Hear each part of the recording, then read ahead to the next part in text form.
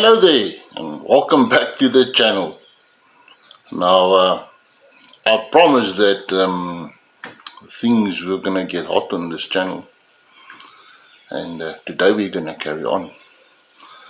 And some people will surely be offended, but it's good so. Be offended. Now what I love about this new world that we're living in, I like a democratic spell. No? Don't know who's Arthur and who's Martha. Everything is just a mess. And what I love about this new world is all these new pronouns. This is now for the people that don't know where to fit in. It is like people that don't know which tribe they are. Let's call them the cosmopolitan tribe, because they don't know where to fit in, because they don't have any ethnetical values or tribal values. They don't know nothing about their past. And it is a scary thought. But when it comes to pronouns, especially this laugh a lot, and you can watch your YouTube, and my wife and I really enjoyed watch these democratic people, because they don't know who they are. They are confused whether they are male, female, or a toaster. And the one remark I truly love is I think it's ladies from Britain, and she's asked, how many genders are there? And she quickly replies, only two. In her world, there's only two genders. But for the person that's interviewing him, or interviewing her for that matter, she said, well, I'm glad for you if there is in your world more than two genders. But let's not confuse the two. In my world, there's only two genders.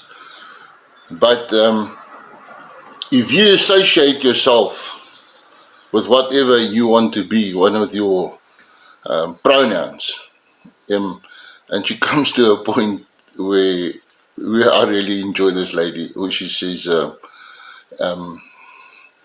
if you align yourself in being a lamppost or a lampshade, I'm happy with you. I will even do you a favor and screw a light bulb up your arse. And that to me is a screamer. That's the raw truth. This is how things have to be. We cannot glitter and cover things in sugar so that people don't feel offended. The straight truth, and that is what it is. Let's call a shovel, not the extended pickup graveling moving apparatus. It's just a shovel. Simple as that. And if you feel offended about it, well, bye-bye.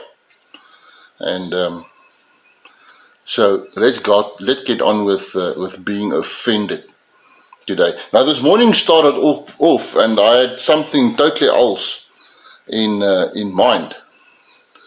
But the ball is rolling and things come up, and I had a vision of doing certain programs in a certain order, but some other elements is coming and shuffling my program and my diary. But so be it. So what I'm going to ask you is type into your PC or your Google, that magic thing called Google, and you're asking, what does Islam say about Christians? Yeah, what does Islam say about Christians?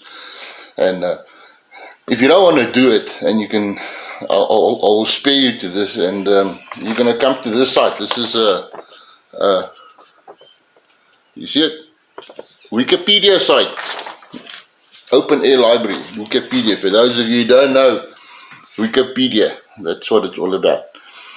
So I'm going to read this to you, and then I'm going to promise you I'm going to offend you on this one. But maybe you will offend people with me. And the response is for this question on Wikipedia is, Muslims view Christians to be people of the book and also regard them as kafirs, Kafirs, kafirs, unbelievers, committing shirk or polytheism because of the Trinity. Because we believe in the Trinity, the Father, the Son, and the Holy Ghost. This is the problem they have with us. And many other issues. And thus, content that they must be dhimmish, religious taxpayers. Now this is what we are. We are religious taxpayers. Under the Sharia law. Christians similarly possesses a wide range of views about Islam. So let me offend you out of the starting blocks. Moa, Malungu, this one. Nah? You see this most hated white man on the planet, because everybody now hates a white man.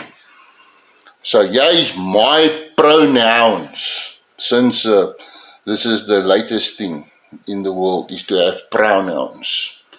So, I am a white, male, Afrikaans speaking Boer, Protestant, and according to this,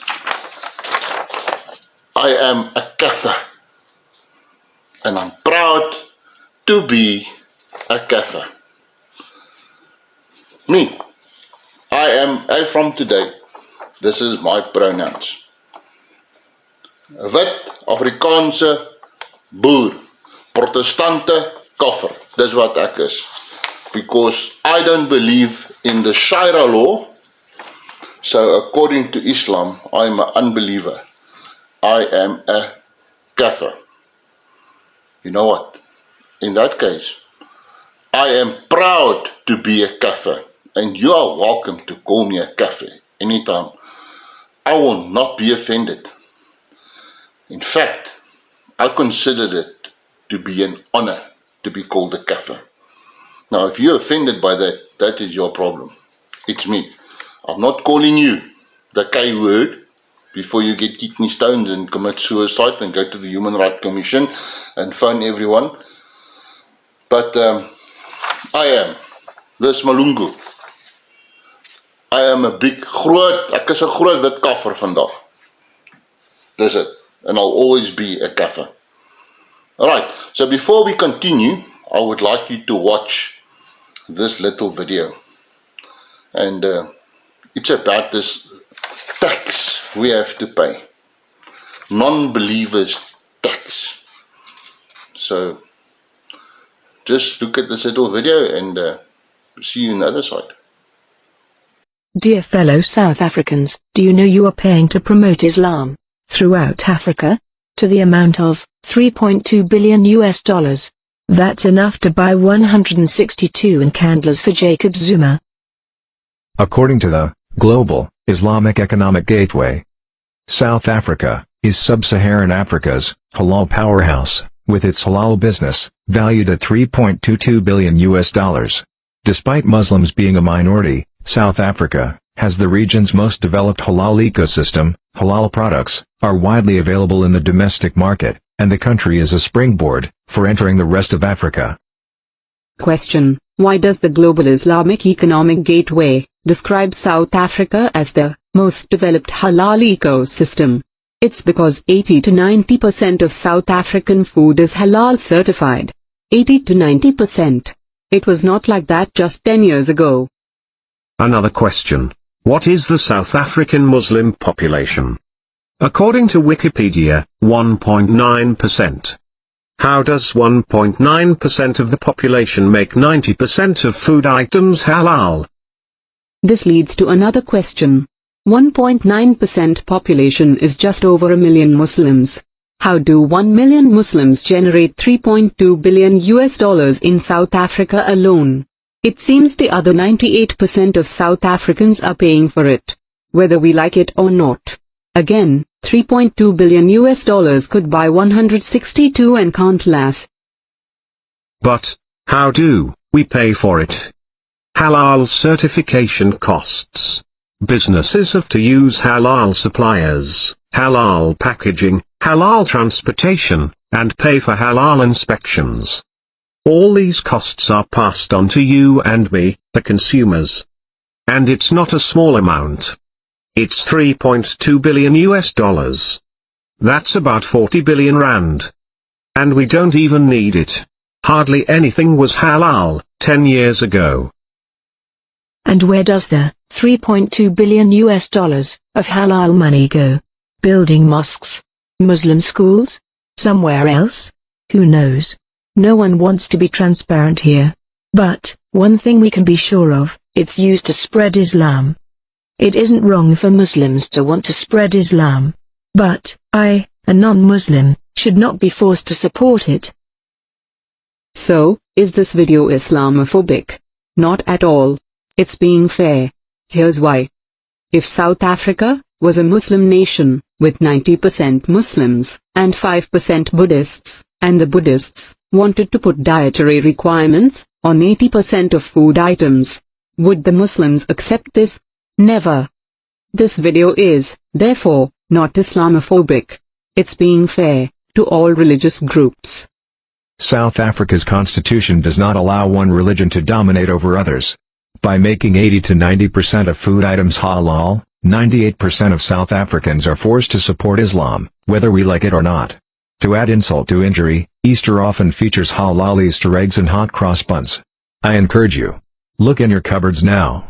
Most everything is halal. Halal, Easter eggs. Do you think Muslims would ever accept that in Muslim countries? Never. So, why are they doing this to us? I believe in freedom of religion. Muslims are perfectly welcome to have halal foods, but they can pay for it themselves. To each his own. That's fair. So, what can you do? Contact your community leaders. Contact your members of parliament. Ask why they are allowing halal products to dominate the market. It isn't legal. It isn't right. Ask what they're doing about it. South Africa is for all of us. Oh, how wonderful. And sure, it really opened up my eyes. And I'm speaking today to the 80% Christians in this country. Yeah? 80% Christians in this country, or the people that proclaim to be Christians. And for some reason, people, when you refer to Christians, it is this lie-low club. Oh, we don't want to offend anyone. We're not there to fight. We're not going to insult anyone. Oh, we must be careful how we treat. Yeah, all right. So let me think for a while. Who were the disciples? For those of you who forgot who the disciples were, they were rough and tough fishermen. They will say it the way it is. Now I'm daily reminded by my wife that I don't have any filters, or I am the least tactical when it comes to speaking to people. And if I walk into a room and people feel offended in what I'm saying because they have little feelings, yeah, okay, whatever. Go build a bridge and get over it. If you don't like what I'm saying, well, so be it. Go to other channel where they can rub your back and feed you your daily tablets and rub all your wings out. This is not for the faint-hearted. This is for serious people, this channel. So yeah, it is time for us, for the Christians, that 80% Christians in this country, or proclaimed Christians, to stand up. And the biggest fear for people is when Christians arise. It is a very clear and present danger for those Antichrist followers and those Satanists, is when this group of people collectively stand up. because they know if when this group of people rise, the tables turn. It's a fact. And if you look what's going on in this world, we are gripped in the satanic claws. Now, in the previous program, I spoke to you about Daniel 11 verses 40 to 45, and what I believe that South Africa, the southern tip of Africa, and even the rest of Africa is Edom, or the Garden of Eden, and it will come out of the grips of the satanic cults. And I believe it with my full heart. But what needs to happen is that the Christians, irrespective of your color, and this is the greatest fear these politicians have, is when black and white and colored and Indian Christians stand together. This is their biggest fear if we unite. Maybe it is time for us to start looking each other in the eye and say, boy oh boy, let's grow up very, very fast. It is not the color of your skin or your gender. It is your belief. Now there's some things in life you have control over, and there's some things in life you don't have control over. Things in life you don't have control over is the color you're going to be born in. You cannot choose whether you're black or white or Indian or whatever. There's no a requisite form, or you can fill it in and interpret there in heaven before you get born. No. Do you have the choice? No. Do you have the choice where you were born? Maybe in the next 100 or so years you can WhatsApp your mother and say, hey mom, please, before you give birth to me, I don't want to be born in South Africa. Do you have a choice over it? And the answer is no. Do you have a choice when were you born? Do you have a choice on that date when you are going to be born? No. Do you have a choice on the day that you're going to die? And the answer is no. So what choices do you have? You have choices in life, and the light given to you will influence the light or the life you're going to choose. And one of those decisions you're going to make in life is religion. Now, let's make one thing sure about religion. Don't tell me about your religion. Don't come and try and Bible bash me and send me this little soppy little verses in and out and you must do this. And hey, if you want to be in my religion, if you want to be in the Christian religion, it's not for the faint-hearted. No? Jesus was not a pushover. By far. He stood up against Satan. He defeated him. Meek and mild. No. He walked into the temple and he cleaned all those who were trading inside the temple with a what? With a whip. He instructed his disciples to sell their garments and to buy swords. But yet we are taught in our congregations, turn the cheek. Be like a jellyfish. It is good to be humble. Yes, it is. But sometimes you have to stand up for what is right. Do you think that Saul, or then Paul, or any one of the disciples that went out into the world, Simon, Peter, Nathaniel, all of them, do you think they were weak?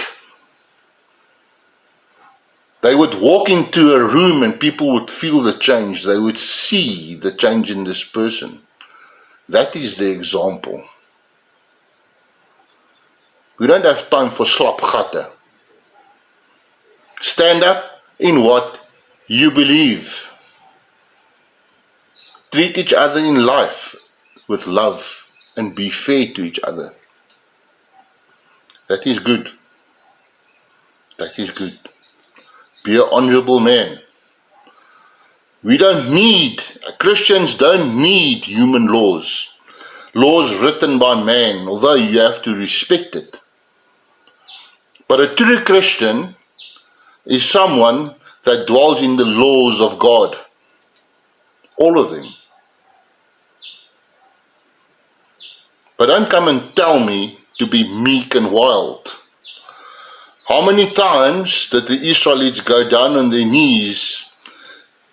Gideon, David, how many times were the Israelites, when they were in danger, they called to God? And what did God do? Hey, Gabriel, don't worry, just turn the cheek. Wees 'n slapgat, Papa. Don't worry about it. It will be sorted out. Hey, David, don't pick up the stones. Go talk to him. This is how Christians are today. Weak. We are weak. Funny that the politicians in this country, all of them aligned to communism. Guess what? They don't like Christians. Communists hate Christians. It is an issue for them. Now it comes to the other question, taking two political parties that is so aligned with Palestine. People die in our streets, they live and have to walk through sewage. They have to live in the most hideous conditions. But our hearts have to go out to Palestine. Issues that is bothering me and you, that should be mind-boggling what is going on in this country.